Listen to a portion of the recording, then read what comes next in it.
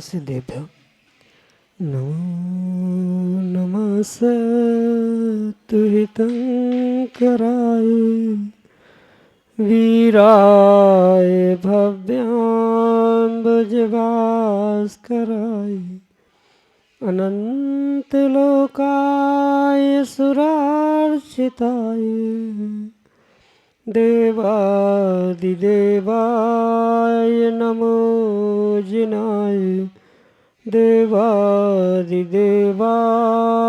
नमो जिनाय। पंच परमेष्टि भगवान की परम पूज्य आचार्य भगवंत गुरुवर विशुद्ध सागर जी महाराज की परम पूज्य मुनि श्री सुप्रभ सागर जी महाराज की शाश्वत तीर्थराज समेत शिखर जी की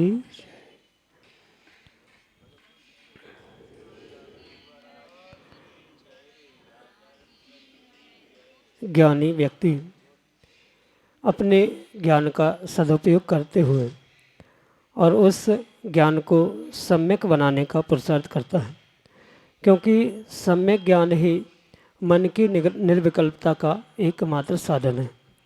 और उस मन की निर्विकल्पता की प्राप्ति के लिए परम पूज्य आचार्य भगवंत गुरुवर विशुद्ध सागर जी महाराज के मंगल सुभाषित से परम पूज्य मुनि श्री सुप्रभ सागर जी महाराज ने हमें सम्यक समाधान रूपी अनूठी विधा प्रदान की है, जिसके माध्यम से हम अपने मन के विकल्प को समीचीनता प्रदान करते हुए उसे परम पूज्य मुनि श्री तक प्रेषित करने का पुरुषार्थ करते हैं और उसका आगम के परिप्रेक्ष्य में सम्यक रूप से समाधान परम पूज्य मुनि श्री सुप्रभ सागर जी महाराज हमें प्रतिदिन प्राप्त करते हैं। आप भी अपना समीचीन विकल्प भेज करके परम पूज्य मुनि श्री से उसका सम्यक समाधान प्राप्त कर सकते हैं। प्रारंभ करते हैं आज का सम्यक समाधान।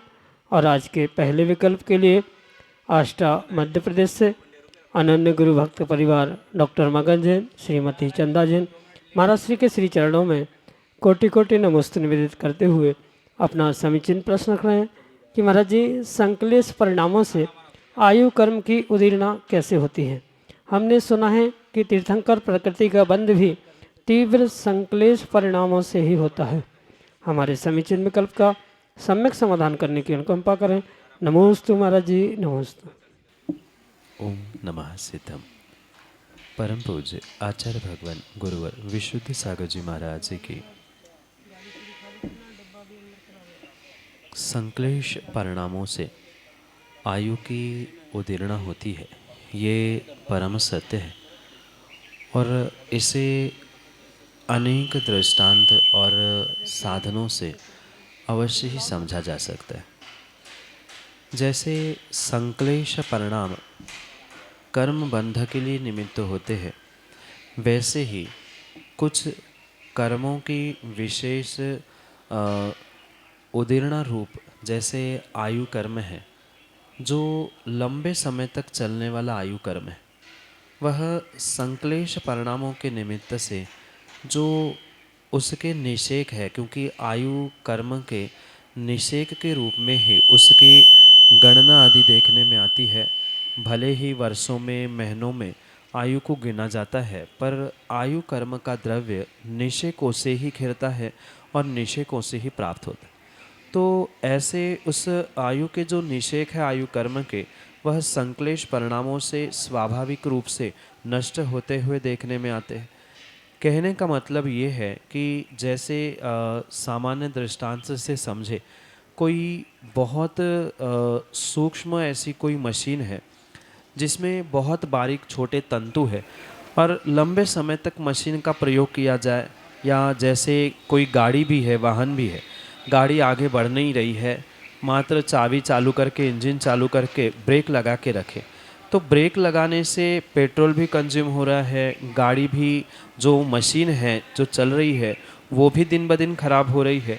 ऐसे ही यहाँ संक्लेश परिणाम और जीव के आयु कर्म की उदीर्णा के संबंध में समझना होगा कि संक्लेश परिणामों से पहली बात जीव ने अपने पुण्य को नष्ट किया, दूसरी जो आयु कर्म के निमित्त से प्राप्त होने वाले जो निषेक है, द्रव्य है, कर्म है, वह द्रव्य भी उस संक्लेश परिणामों से कंज्यूम हो रहा है, प्रयोग में लाया जा रहा है, वो भी नष्ट हो रहा है। क्योंकि संक्लेश परिणामों में विशेष विशेष रूप से कर्म बंध के साथ साथ जो पुण्य का कंजम्पशन है, द्रव्य का कंजम्पशन है, ये सब कुछ और विशेष रूप से होता है। और जिस कारण से जो 50 वर्ष की आयु के निषेक अगर 50 वर्ष में खिरने वाले थे, वह संक्लेश परिणामों से पूर्ण रूप से पहले खिरने की संभावना होती है। जो जितनी विशेष संक्लेशता को प्राप्त करता है, उतनी विशेषता से उसकी उस आयु कर्म की उदीर्णा होते हुए देखने में आती। जो अकाल मृत्यु कहा जाता है, अकाल मृत्यु का एक मुख्य कारण आचार्यों ने संक्लेश परिणामों को भी रखा है कि जीव अगर बहुत लंबे समय तक संक्लेश परिणाम करता है तो नियम से उसकी आयु के निषेक जो कुछ लंबे समय तक चलने वाले थे वह पहले ही जलकर या उसको भोगकर वह नष्ट कर लेता है, और उसी कारण से वह अकाल मरण जैसे उन परिस्थिति को प्राप्त करता है।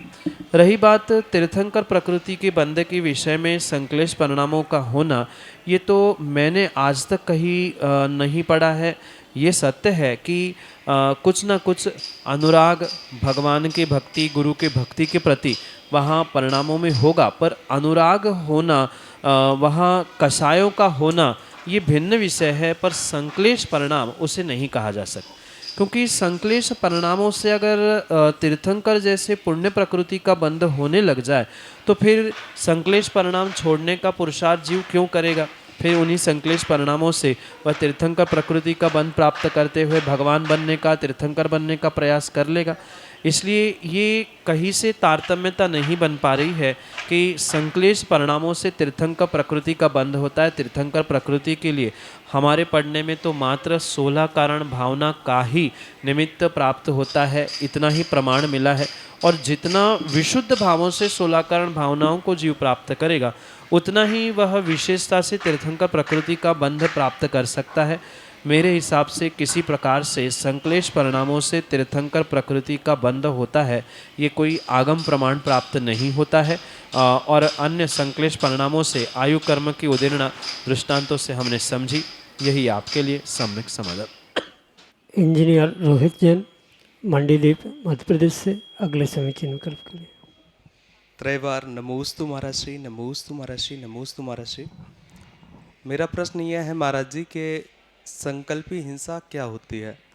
अगर संकल्पी हिंसा किसी अजीब के ऊपर जीव का रूप या चित्रण है, उसको मान के करते हैं, तो क्या मंदिर की जो वेदियों पर गाय आदि के चिन्ह होते हैं और शेर आदि के चिन्ह होते हैं, तो क्या एक तरीके से वे बंधन में हैं, वहाँ रुक कर रह गए हैं?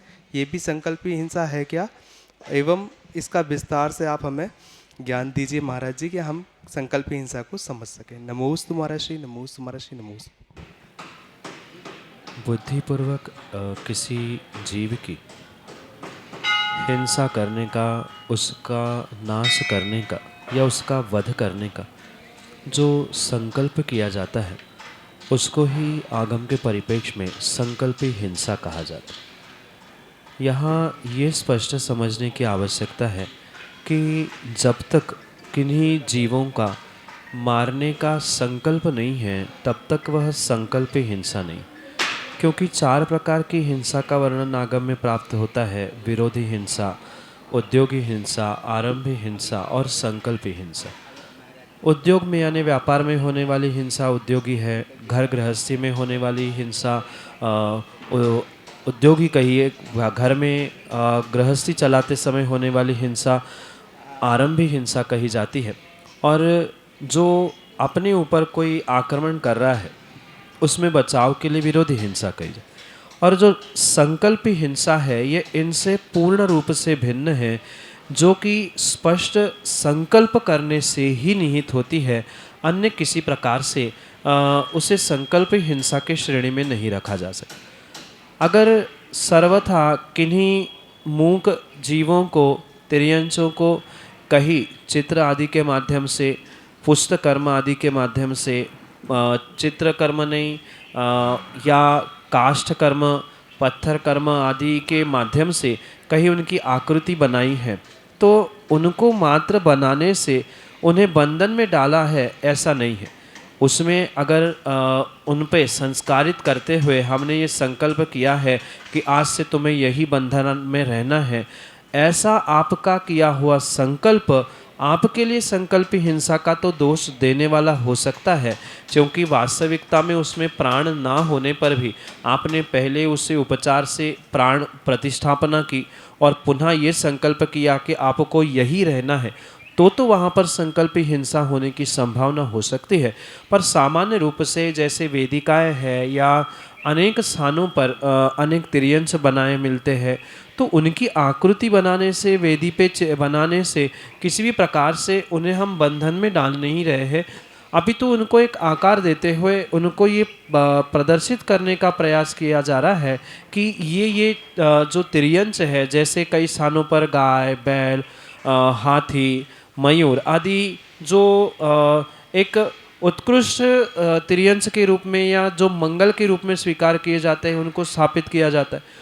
तो उनको स्थापित करने से हम उन्हें बंधन में डालने के अभिप्राय से नहीं कर रहे हैं, क्योंकि जो भी कर्मबंध होता है मात्र क्रियाओं से ही नहीं, व्यक्ति के अभिप्राय से भी बहुत सारा उसमें हेर फेर हो सकता है। इसलिए वहाँ अभिप्राय अगर किसी व्यक्ति का है, वेदी में हो या कहीं अन्यत्र भी, कि हमने ऐसा संकल्प किया है, इसको यहाँ बांध के रखना, ये हमारे लिए है, ऐसा अगर वहाँ अभिप्राय है तो नियम से संकल्प हिंसा का दोष लगेगा।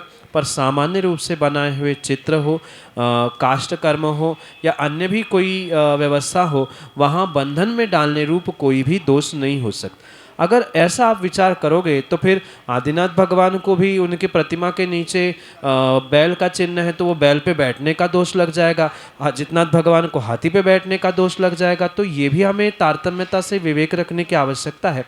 वहाँ किसी भी प्रकार से ऐसा अभिप्राय नहीं है कि उनको उन चिन्हों पर स्थापित किया है, ना बैल पर रखा है ना हाथी पे रखा है, वो तो एक व्यवस्था है, एक व्यवस्था के रूप में ही ये किया है। फिर तो कई सारे स्थानों पर सर्प पे विराजमान किए पारसनाथ भगवान दिखाए जा रहे हैं, वो फण बना के पारसनाथ भगवान के निमित्त से सर्प को दिखाया जाता है। तो वहाँ सर्प को बांध के हमने थोड़ी रखा है, वहाँ एक प्रतिमा में भी इतिहास पता चले, वेदी पे भी ये शुभ चिन्ह रूप होते हैं। जियो और जीने दो का परिचय रूप शेर और बैल को, गाय को एक साथ दिखाया जाता है।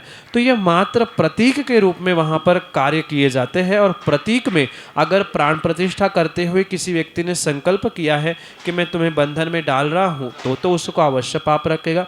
पर सामान्य रूप से अभिप्राय वैसा ना होने से वहाँ संकल्प हिंसा का बिल्कुल भी दोष नहीं लगता। यही आपके लिए सम्यक समाधान। अंकित जैन, पचमढ़ी, मध्य प्रदेश से अगले समीचीन विकल्प। नमोस्तु महाराज जी। महाराज जी, मेरा प्रश्न है कि आजकल देखने में आ रहा है कि लोग स्वाध्याय में भी जैसे सुरुचि भोज होता है वैसा करते हैं, उनको शास्त्रों की कुछ बातें धारण करते हैं, कुछ को मानते हैं और कुछ को नकारा कर देते हैं। ये तक कह देते हैं कि पहले लिख दिया होगा, लेकिन अपना भी विवेक लगाओ। ये सिद्धांतों में भी, पद्धति में भी, द्रव्यों में, बहुत से क्षेत्रों में आज के समय लोग बहुत सी बातों को, शास्त्रों को नकारा कर देते हैं। साथ ही साथ कुछ शास्त्रों को भी नकार देते हैं कि ये भी मान्य नहीं करते हैं। तो ये लोग किस श्रेणी में आते हैं और इनकी गति क्या होगी?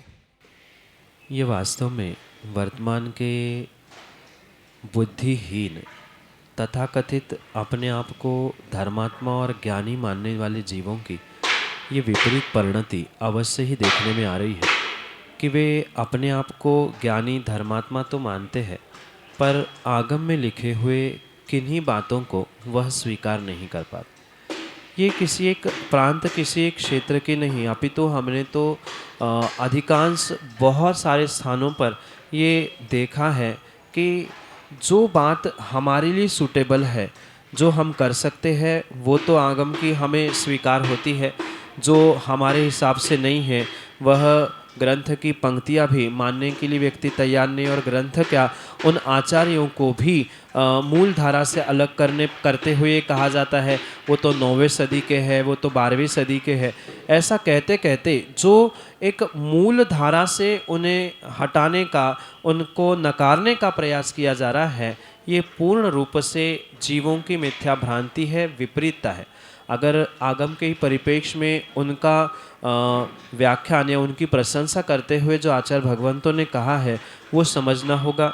भगवती आराधना जैसे महान ग्रंथ में शिवकोटि स्वामी कहते हैं कि अगर एक अक्षर का भी हेरफेर करते हुए कोई अर्थ बदलता है या किसी एकाध शब्द को भी अगर वह जीव नहीं स्वीकार पाता है तो वह पूर्ण रूप से मिथ्या दृष्टि ही है।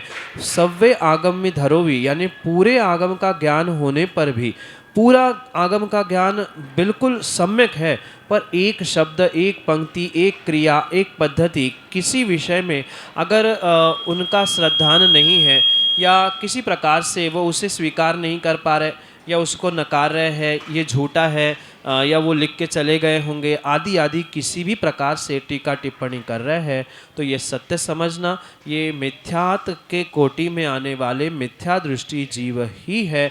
क्योंकि मिथ्यात भी एक प्रकार का नहीं है, 5 प्रकार के जो मिथ्यात कहे हैं उन 5 प्रकार के मिथ्यात में भी वो स्थूल भेद है, सूक्ष्म भेद तो आचार्य भगवंतों ने अनंत असंख्यात कहे हैं। तो ये कहीं ना कहीं मिथ्यात के ही कोटि में आने वाला विषय है। एक अक्षर को भी ना मानने वाला मिथ्या दृष्टि ही होता है। ये तो शिवकोटि महाराज का तो हमने प्रमाण दे ही दिया, ऐसे अनेकानेक ग्रंथों में दृष्टांत प्राप्त होते हैं कि एक अक्षर, एक पंक्ति, एकाध सिद्धांत में भी तुम्हें विकल्प है, माना कि कह भी नहीं पा रहे हैं, कुछ तो बोल देते हैं वो तो प्रमाणित हो गए कि वे मिथ्या दृष्टि है ही, पर माना कि बोल भी नहीं पा रहे हैं और विकल्प हो रहा है, होता है कि नहीं होता है, करना चाहिए कि नहीं करना चाहिए आदि किसी रूप उन्हें विकल्प भी उत्पन्न हो रहा है, तो वह विकल्प जन्य भी उनका मिथ्यात है, वह मिथ्या दृष्टि के ही श्रेणी में आने वाले जीव है। ऐसे जीव मिलने पर भी हमें उनके मिथ्यात का प्रतिस्थापन करने की वजह उनका स्थितिकरण करते हुए उन्हें समझाने का प्रयास करना चाहिए। और माना कि वे समझने के हद में सीमा में नहीं है तो देखो जानो जाने दो, उनका काम वो जाने, हमारा काम हम करें। पर फिर भी ऐसे विपरीत स्थिति में कभी न कभी हमें एकाध बार कह के समझाने का प्रयास तो अवश्य ही करना होगा, नहीं तो कल ऐसा हो सकता है कि हमें किसी ने कहा ही नहीं, प्रमाण दिखाया ही नहीं।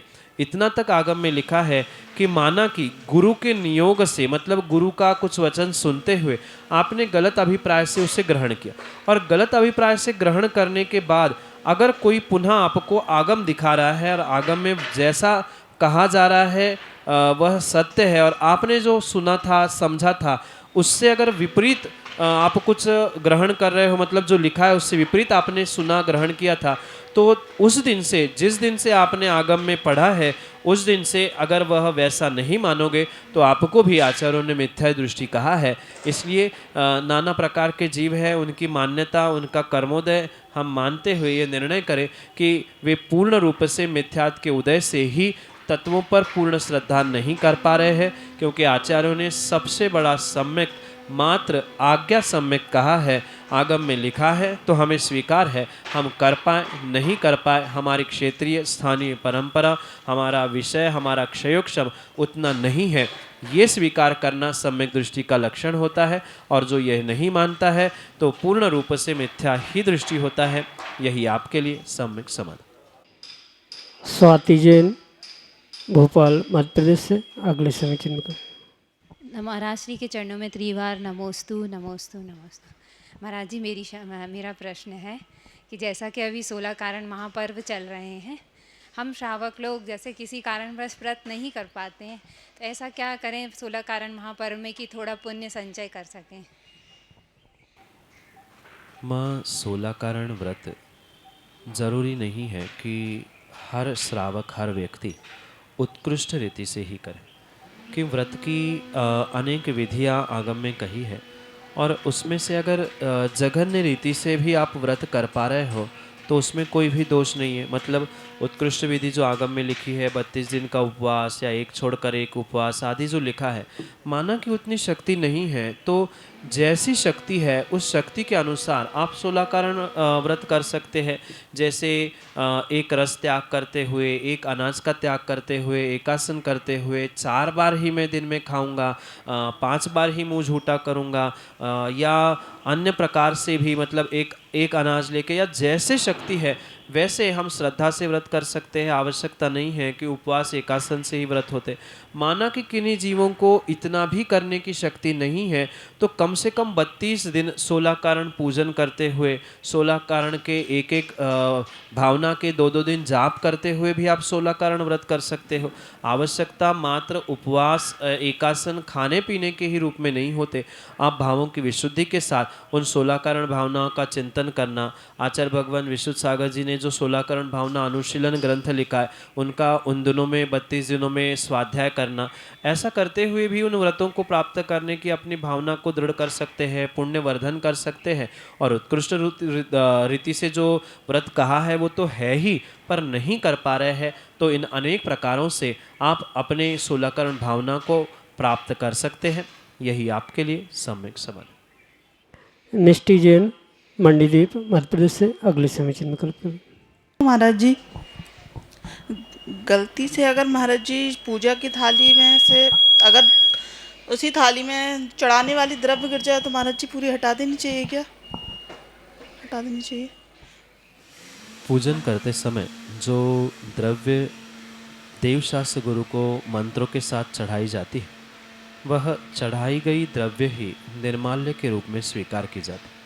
अगर किसी थाली से आपने द्रव्य उठाई और वहाँ स्वाहा बोलने के पहले अगर थाली में गिरी है तो उसमें कोई भी दोष नहीं है, पर उसके उपरांत मतलब कई बार ऐसा होता है कि बिल्कुल पास में रखी थी थाली और चढ़ाते समय इधर के 2-4 चावल इसमें चले गए हैं तो उस द्रव्य का प्रयोग ना करें। पर अगर जब तक आपने मंत्रों से उसको स्वाहा करते हुए समर्पित नहीं किया है, हाथ में है, कई बार ऐसा होता है भक्ति करते करते या पूजा पढ़ते पढ़ते कुछ चावल गिर गए, कुछ द्रव्य गिर गए, तो अभी तक आपने स्वाहा नहीं बोला था इसलिए वो निर्माल्य नहीं था। जब तक पूर्ण विसर्जित नहीं करते तब तक वह निर्माल्य नहीं होता। इसलिए उसके पहले अगर चढ़ाने वाली से मतलब जिसमें से चढ़ा रहे उसमें गिर गया तो उसमें कोई भी दोष नहीं, वह निर्माल्य नहीं है। पर चढ़ाते समय मंत्रों के उपरांत अगर उसके कुछ द्रव्य के कण या कुछ चावल आदि उसमें गिर रहे हैं तो उसका प्रयोग नहीं किया जाए। यही आपके लिए सम्यक समझ। कल्पना जैन सूखी सिमनिया मध्य प्रदेश से अगले समीचीन में कल्पना। नमोस्तु महाराज जी, हमारा प्रश्न है महाराज जी, हम सूखी सेवनिया वालों का कौन सा अशाता कर्म का उदय है कि हम सबके बीच के श्री जी वहाँ से चोरी हो गए? नमोस्तु। माँ मात्र पुण्य पाप से ही भगवान मंदिर उनका प्रतिमाओं का दर्शन होना या उनकी चोरी आदि होना इतना ही नहीं, अभी तो उसके पीछे और भी कारणों को समझने की आवश्यकता। जैसे वर्तमान में बहुत सारे मंदिरों में भगवान की प्रतिमाओं की या अन्य भी बहुत सारे सामग्रियों की द्रव्यों की चोरी होते हुए देखने में आ रहा है। उसके पीछे मात्र समाज का व्यक्तियों का कोई पाप का उदय ही नहीं, अपितु कुछ न कुछ अंशों में वहाँ जो व्यवस्थाएं हैं उन व्यवस्थाओं में होने वाली लापरवाही भी बहुत बड़े उसके लिए जिम्मेदार हो सकती है। क्योंकि कहाँ मंदिर है, किस प्रकार से मंदिर में कैसे भगवान विराजमान किए जा रहे हैं, ये सब कुछ मायने रखता है। क्योंकि आजकल सभी मंदिरों में सामान्य जनों की बहुत बड़ी दृष्टि देखने में आती है। वहाँ इतना बड़ा तामझाम भी खुलेआम दिखाई देता है, तो किसी की भी दृष्टि खोटी होना स्वाभाविक सी बात है। जब हम ऐसा उत्कृष्ट कार्य कर रहे हैं, चांदी के बर्तन, चांदी की प्रतिमा आदि विराजमान हो रही, तो इनको विराजमान करने से पूर्व सबसे पहले कुछ न कुछ उसके लिए सुरक्षा व्यवस्था बहुत आवश्यक अनिवार्य होती। और सुरक्षा व्यवस्था के अभाव में अगर कार्य किया जा रहा है तो ये तो स्वाभाविक रूप से श्रावकों की या व्यवस्थापकों की लापरवाही समझने योग्य होगी। ठीक है, पाप कर्म तो होता ही है, पर मात्र पाप कर्म से ही नहीं, अपितु कुछ हद तक लापरवाही कह दो या अन्य भी प्रकार की अव्यवस्था, इन कारणों से भी ये आजकल दिन में और कई स्थानों पर चोरी आदि हुई प्रतिमा की देखने में आता है। पाप कर्म का तो उदय है ही उस समाज के या जिनने प्रतिमाएं विराजमान की उनने पिछले पर्यायों में कहीं दूसरों की प्रतिमाओं का हरण किया होगा, भले कुछ मिनट के लिए छुपा के रखी होगी या और भी कुछ ऐसा प्रतिमा के ही संबंध में किया होगा जिसका प्रतिफल वर्तमान में उनके लिए उन उत्कृष्ट प्रतिमाओं का दर्शन आदि करने का सौभाग्य प्राप्त नहीं हो रहा है। यही आपके लिए सम्यक समाधान।